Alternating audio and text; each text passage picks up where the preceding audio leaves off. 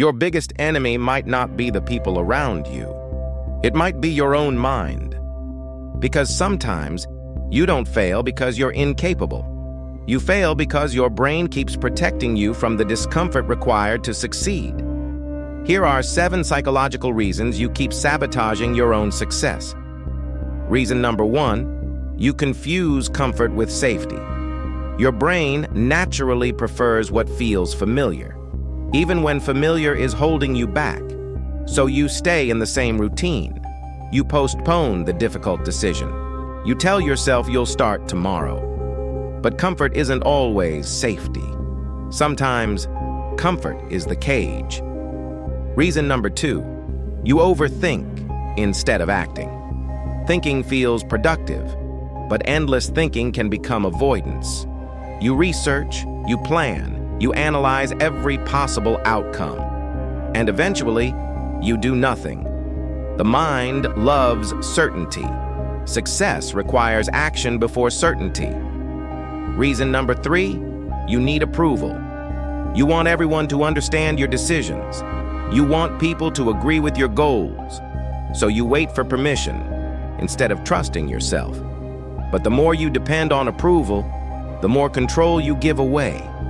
You cannot build an uncommon life while constantly asking ordinary people for permission. Reason number 4, you protect your ego from failure. If you never fully commit, you can always tell yourself you could have succeeded. That's the trap. Half effort protects your ego, but destroys your potential. Failure isn't always the threat. Sometimes, the fear of discovering your limits is. Reason number 5, you chase motivation instead of building discipline. Motivation feels powerful, but it disappears. When your mood controls your actions, your results become inconsistent. Discipline means doing the work, especially when you don't feel like it. You don't need to feel ready. You need to keep moving. Reason number 6, you turn one failure into an identity. You fail once and start thinking, I'm not good at this. Then your brain looks for evidence to prove it. One failure becomes a story. The story becomes an identity. And the identity becomes a prison. A mistake is an event. It doesn't have to become who you are. And reason number 7, you are protecting an old version of yourself. This is the deepest trap. Part of you wants success, but another part is comfortable being who you've always been. Because becoming disciplined means losing old habits. Becoming confident means making uncomfortable decisions. Becoming successful means outgrowing old patterns. And your brain doesn't always resist failure. Sometimes, it resists change.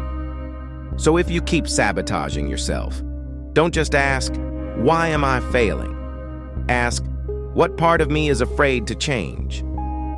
Because your future doesn't require a perfect version of you. It requires a version of you that stops protecting the habits holding you back. If this made you question your own behavior, good. That's where change begins. Subscribe to NEUROSHIFT and learn to control your mind before it controls you.